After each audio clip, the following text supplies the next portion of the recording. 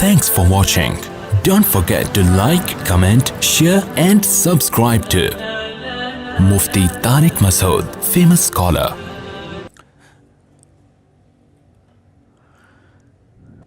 پچھلے درس میں یہ آیات چل رہی تھیں کہ اللہ تعالیٰ نے فرمایا کہ اے نبی آپ مکذبین کی اطاعت نہ کریں. سورہ قلم. جو لوگ بھائی اس کو چلا دیں یار، جو انکار کرتے ہیں آخرت کا ان کو فالو مت کریں، کیونکہ جو آخرت کا انکار کرے گا نا اس کی زندگی کبھی بھی سیدھے راستے پہ نہیں ہو سکتی.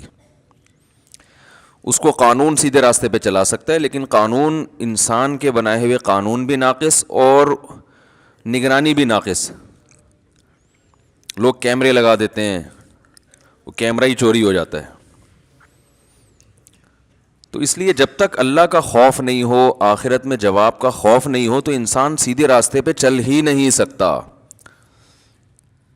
ناممکن ہے یہ. وہ مشہور واقعہ ہے نا، ایک تو بیان شروع ہی واقعات سے ہو جاتا ہے تو یہ پھر کیا کریں. وہ ایک تقریب میں ایک خاتون کا لاکٹ چوری ہو گیا، بڑا قیمتی لاکٹ تھا. اب میزبان نے اعلان کیا بھائی یہ بڑا قیمتی لاکٹ ہے، اللہ کا واسطہ جو جس کا ہے دے دو. لوگوں نے کہا ایسے تو جو بھی دے گا وہ پکڑا جائے گا، کہ وہ سب کو پتہ چل جائے گا چور ہے، تو چور کا راز بھی فاش نہ ہو اور لاکٹ بھی واپس آ جائے. اس کا طریقہ یہ ہے کہ لائٹ بجھا دو، خوبصورت سا پیالہ رکھو، بھائی جس نے لاکٹ چرایا ہے اس کو اللہ کا واسطہ دو، بولے بھائی چپکے سے اس میں ڈال دو، کسی کو پتہ بھی نہیں چلے گا، لاکٹ بھی آ جائے گا. لائٹ آف کر دی گئی. پہلے تو ڈرایا گیا، سمجھایا گیا، رونا دھونا کیا گیا، بھائی اللہ خیال تھا ترس آ جائے گا چور کو. تو لائٹ بجھا دی گئی. لائٹ کھولا تو دیکھا پیالہ بھی غائب ہے. صحیح ہے. لائٹ آن کی تو دیکھا کہ پیالہ بھی غائب ہے. تو آخرت کا خوف نہ ہونا تو پھر انسان پر کوئی نصیحت اثر نہیں کرتی، اور آخرت کا خوف ہے تو بہت ساری چیزوں سے بچا رہتا ہے. ہمارے ہاں جو مسلمانوں میں کچھ جرائم ہیں، کچھ نہیں بھی تو ہیں نا، بہت ساری ہم میں خوبیاں بھی تو ہیں، جو برائیاں نہیں ہیں. وہ کیوں نہیں ہے؟ آخرت کا خوف. ڈر ہوتا ہے یار، جانا تو ہے نا قبر میں. تو اللہ نے اس لیے حکم دیا مکذبین کو فالو مت کرو. اور ہم صبح و شام جن کو فالو کرتے ہیں وہ مکذبین ہی ہیں سارے. وہ آخرت پر ایمان نہیں ہوتا ان کا، ہوتا ہے تو ایسے کمزور. تو وہ کہاں سے آپ کو سیدھے راستے پہ چلائے گا بھائی؟ وہ تو پیسہ، شہرت، عزت، صحت، یہ 4-5 چیزوں میں گھماتا رہے گا آپ کو. عزت، پیسہ، شہرت. ہم جب چھوٹے تھے، حضرت اپنے شیخ حضرت مفتی رشید احمد صاحب رحمہ اللہ کی مجلس میں ہم جا کے بیٹھنا شروع ہوئے، تو اہل اللہ کی، ولی اللہ ہونے کی ایک علامت یہ ہوتی ہے کہ ان کی صحبت میں بیٹھ کر دنیا کی محبت کم ہوتی ہے. سمجھ رہے ہیں نا؟ دنیا کی محبت یہ اہل اللہ کی علامت ہوتی ہے. انسان کو زیادہ دولت، پلاٹوں، جائیداد، یہ باتیں کرنا اچھا نہیں لگتا. کام کرتے زیادہ باتیں نہیں کرتے، اس میں اس کو اچھا نہیں لگتا. یہ اس کی علماء مثال دیتے ہیں کہ جیسے واش روم ضرورت تو ہے، تو ضرورت سے انسان جاتا ہے واپس آتا ہے، وہاں کوئی شوق سے نہیں بیٹھتا کہ یار مجھے بڑا اچھا لگ رہا ہے تو میں یہیں بیٹھا ہوا ہوں، بیگم یہیں کرسی لے آؤ، یہیں ڈال کے بیٹھتا ہوں، یہیں چائے پیتا ہوں، یہیں مطالعہ کروں گا. کوئی کرتا ہے ایسے؟ ضرورت سے جاتا ہے بھائی نکلو. تو ضرورت تو ہے دنیا کی، ہر شخص کو ہے، پیٹ اللہ نے لگا دیا.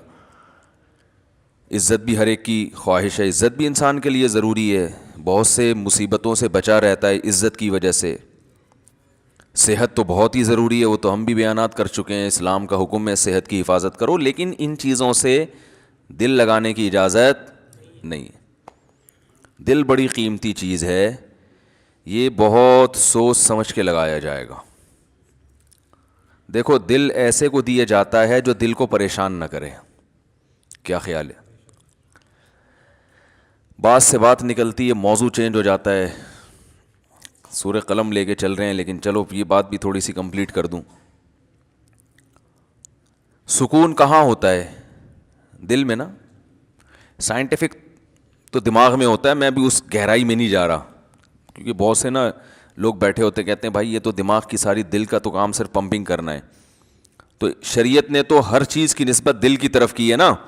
دل میں سکون، دل میں غور و فکر کرو. تو اس کی کیا وجہ ہے یہ ایک الگ ٹاپک ہے. ابھی میں اس پہ چلا گیا نا کہ بھائی اسلام نے دل کو کیوں متوجہ کیا کہ ان کے سینوں میں دل نہیں ہے یا ان کے دل سخت ہو چکے ہیں. سخت تو اصل میں ان کی کھوپڑی ہوئی ہوتی ہے، دماغ سخت ہو گیا ہوتا ہے، اثر نہیں ہو رہا ہوتا.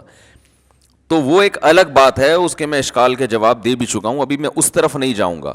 لیکن عام محاوروں میں نسبت دل ہی کی طرف ہوتی ہے. بھائی ہم نے تمہیں اپنا دل دے دیا، اس کے تمہارے دل میں اس کی محبت نہیں ہے. تو اس محاورے میں آپ کی دل سے جو مراد ہوتی ہے میری بھی فی الحال وہی مراد ہے، تاکہ بات آگے چلے نا. تو سکون کا محل کیا ہے؟ دل. خوشی کا محل کہتے ہیں جگہ. خوشی کس جگہ پہ ہوتی ہے؟ دل میں ہوتی ہے. غم کہاں ہوتا ہے؟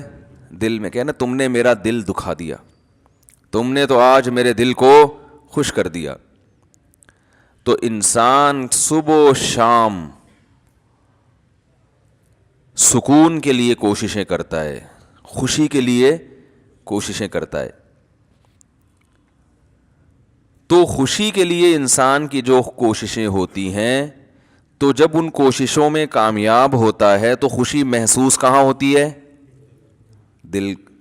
تو پتہ یہ چلا، دیکھیں انسان خوش ہوتا ہے اپنی محبوب چیز کے ملنے سے، ایسا ہی ہے نا. تو دل کب خوش ہوگا؟ جب دل کو اس کی محبوب چیز ملے گی. دل چاہ رہا ہے یہ کھا لو، کھاؤ گے تو خوش ہو جاؤ گے. دل چاہ رہا ہے یہ کر لو، وہ کام کر لیا تو خوش ہو جاؤ گے. دل چاہ رہا ہے کہ یہ چیز مل جائے، گاڑی مل جائے، مل جاتی ہے تو دل کیا ہوتا ہے؟ خوش ہوتا ہے. تو سارا جو مسئلہ ہے نا وہ ہے دل کا. تو یاد رکھیں کہ دل کو خوش کرنے کے لیے یہ ضروری ہے کہ اس کو اس کی محبوب چیز ملے. تو جن چیزوں سے دل کو پہلے سے محبت ہے نا وہ انسان کو ملتی نہیں ہے. ٹینشن والا مسئلہ یہ ہے. آپ کہیں بھائی جو اتنے لوگ خوش ہوتے ہیں ان کو ان کی دل کی پسندیدہ چیزیں مل جاتی ہیں تبھی تو خوش ہوتے ہیں نا. بھائی مسئلہ ایک دل میں بہت بڑا فالٹ یہ ہے کہ اسے اس کی جب محبوب چیز ملتی ہے تو اس کے دل میں اس سے زیادہ کی خواہش پیدا ہو چکی ہوتی ہے.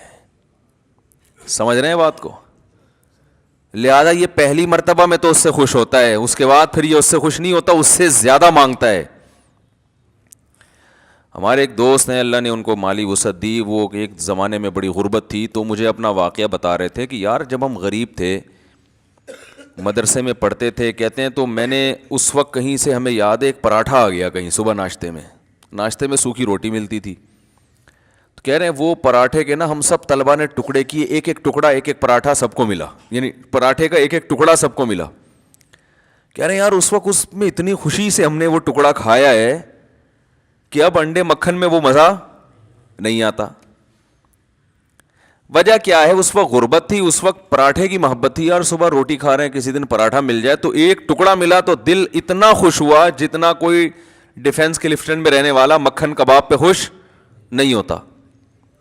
تو کہنے لگا یار اب تو سب کچھ مل رہا ہے لیکن وہ خوشی نہیں ہوتی. تو وجہ کیا ہے بھائی؟ جب اس سے کم مل رہا تھا تو دل میں پراٹھے کی خواہش تھی، جب پراٹھا ملنا شروع ہو گیا تو اب خواہشات اس سے. یہ جو بڑے بڑے مالدار لوگ ہیں نا ہمارے، اکثر سیاستدان، سارے نہیں، یہ کباب پراٹھے پہ تھوڑی خوش ہوتے ہیں. ان کو آپ بریانی کھلا دو، ان کو سیخ کباب کھلا دو، ملائی کیا، یہ تو غریبوں کے کھانے ہیں. بھئی اب کیا کھانا ہے؟ آپ نے کباب بھی کھا لیے، پراٹھے بھی کھا لیے، آپ نے جو ہے وہ نہاری بھی کھا لی، بریانی بھی کھا لی، برگر بھی کھا لیا، پیزا بھی کھا لیا، ایسی ایسی خوراکیں، ترکی کی ڈشیں آپ نے کھائی ہیں، جاپنیز ڈشیں آپ نے، جو ان کا دل چاہتا ہے کھاتے ہیں، لیکن ان کو اس میں وہ مزہ نہیں آتا. یہ کہتے ہیں وہ جائیدادیں کھلاؤ اب ہمیں. یہ کباب یہ تو ڈیفنس کلفٹن کے عام مالدار لوگ کھا لیتے ہیں یار، یہ کیا ہے؟ اب یہ اتنے ارب پتی بن چکے ہوتے ہیں کہ ان کی نظر میں اب یہ کباب بریانی کی کوئی ویلیو نہیں رہتی. اب جو بڑے بڑے سیاستدان ہیں ان کی خواہش کیا ہوتی ہے؟ بھائی جائیدادیں کھلاؤ یار ہمیں. اور جائیدادیں بھی یہ سرجانی ٹاؤن کی نہیں چاہیے ان کو، یہ چائنا پٹی، یہ تو غریبوں کی کرپشن ہے, وہ زیادہ دیں کچھ اسلام آباد کے کوئی پورا آدھا بحریہ ٹاؤن کھلا دو ہم کو. یہ اگر ان کو نہ ملے تو ڈپریشن میں چلے جاتے ہیں. عجیب مصیبت ہے. انسان ہمیشہ سے یہ حقیقت جانتا ہے کہ دل کی جب ایک خواہش پوری ہوتی ہے تو وہ اس سے بڑے کی خواہش اس میں پیدا ہوتی ہے. تو یہ عجیب بات ہے کہ یہ تو کبھی خوش ہو ہی نہیں سکتا. یہ ایک ایسی حقیقت ہے جس کو ساری دنیا کے سارے ماہرین مانتے ہیں, لیکن پھر بھی وہ دنیا سے محبت کرتے ہیں. تو بتاؤ کبھی ایسے دل کو سکون مل سکتا ہے؟ آج آپ کی خواہش ہے یہ مل جائے, تو جب وہ ملے گا نا تو اس سے آگے کی خواہش پیدا ہو چکی ہوگی, پھر اس سے آگے کی پیدا ہو چکی ہوگی. Thanks for watching. Don't forget to like, comment, share and subscribe to Mufti Tariq Masood Speeches channel.